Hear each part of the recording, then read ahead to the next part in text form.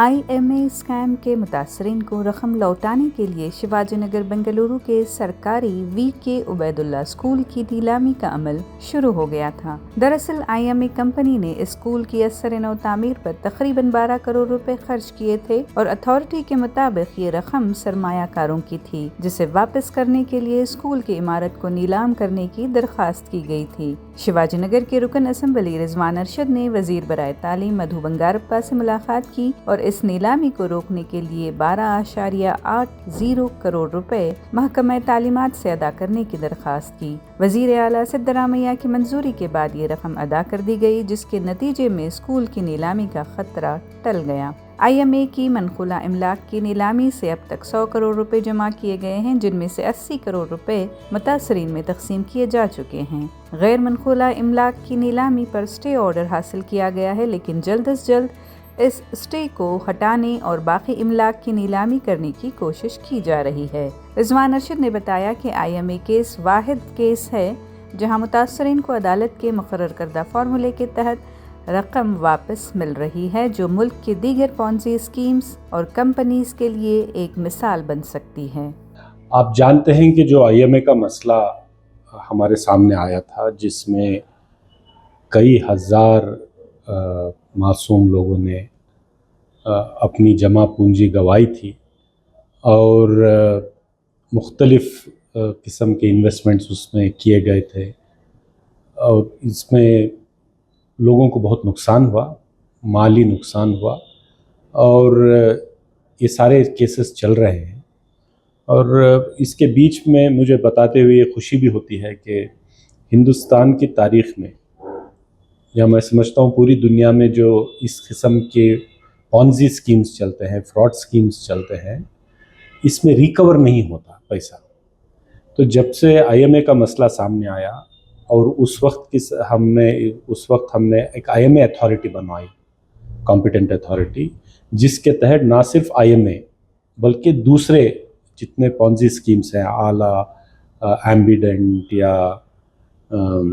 ऐसे अलग अलग कई किस्म की जो स्कीमें आई, उसको भी इसी एम्बिट में लेके आए। कनवा वगैरह सब पैसे जो उसूल करने का, रिकवर करने का जो प्रोसेस है, ये तेज़ हुआ और हमने ये देखा कि पहली बार तारीख में ऐसी स्कीमों में जो पैसा गया उसकी रिकवरी भी हम कर पाए। हो सकता है पूरा नहीं, अभी तो सिर्फ 10-15% ही रिकवर किया है, बल्कि मुझे खुशी इस बात की होती है कि IMA के मामले में ख़ास तौर से VK उबैदुल्ला स्कूल को बनाने का काम उस वक्त की IMA कंपनी ने किया था और VK उबैदुल्ला जो स्कूल है वो सरकारी स्कूल है और जो कॉम्पिटेंट अथॉरिटी है उसने ये क्लेम किया था, चूँकि ये विक्टिम्स का पैसा है, इन्वेस्टर्स का पैसा है, जो पैसा VK उबैदुल्ला स्कूल के कंस्ट्रक्शन में, तरक्की में लगाया गया था IMA के ज़रिए, इसको वापस देना चाहिए। और कोर्ट ने ये कहा था कि ये स्कूल हराज कर दिया जाए और ऑक्शन करके पैसा रिकवर किया जाए। और एजुकेशन डिपार्टमेंट और IMA कॉम्पिटेंट अथॉरिटी दोनों हाई कोर्ट गए थे। इस मसले में बहुत थोड़ा पेचीदगी भी आई थी और इसका हल नहीं निकल रहा था। मुझे इस बात की खुशी है कि जैसे हमारी हुकूमत आई, मैंने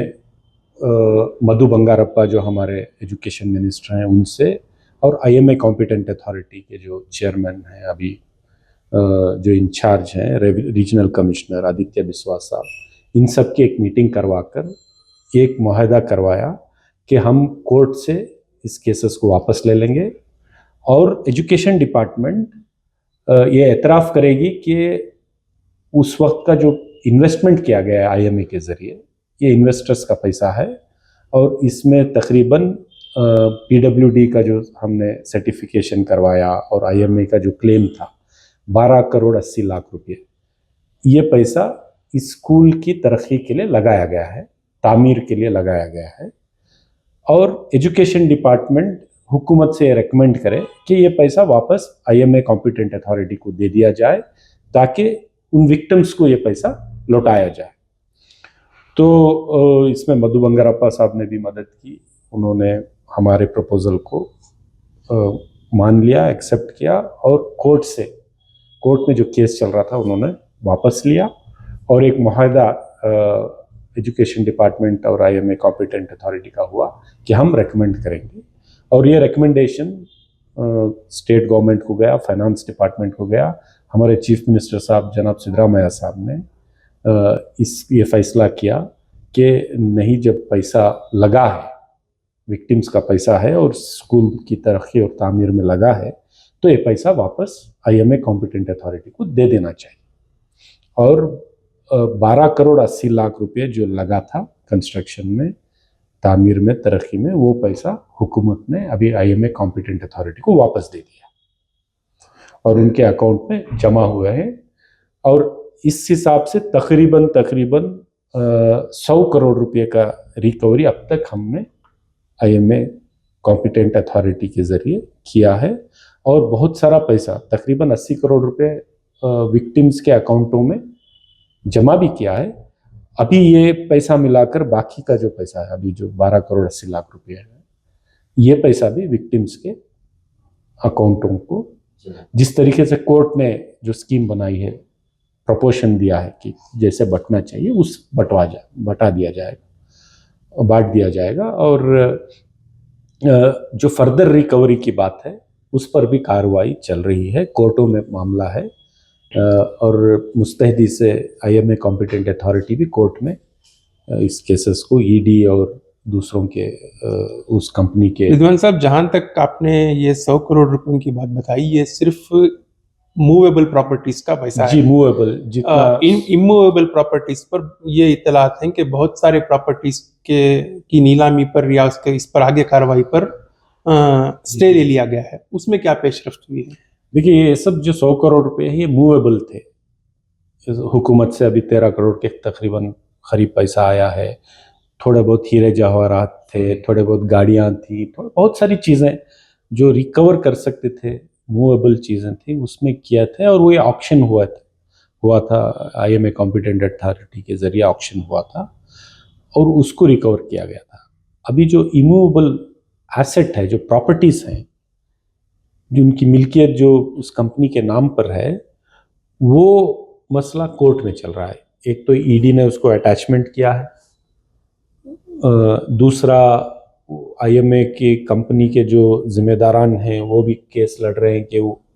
ऑक्शन नहीं देना चाह रहे थे, और IMA कॉम्पिटेंट अथॉरिटी भी केस लड़ रही है। तो मुझे लगता है कि कोई ना कोई पॉजिटिव जो रिजल्ट है इसको हमारे फेवर में आएगा, IMA कॉम्पिटेंट अथॉरिटी के फेवर में आएगा, विक्टिम्स के फेवर में आएगा। और मैं वक्त तो नहीं बता सकता, कोर्ट का मामला है, लेकिन इसको तेज़ रफ्तार से लड़ना है। इसके लिए हमने कल रीजनल कमिश्नर आदित्य बिस्वास साहब से भी मेरी मीटिंग हुई है, इसके मुताल्लिक़ हमने बात किया है और हम इसको पुश कर रहे हैं कि जल्द से जल्द इसको कोर्ट में फेवरेबल तरीके से केस डिस्पोज हो और सारी जायदाद को हम ऑक्शन कर सकें और जो पैसा उसमें रिकवर होता है वो विक्टिम्स को, इन्वेस्टर्स को वापस दिया जा सके। सेटल हो गया, कोर्ट से मामला बाहर आ गया।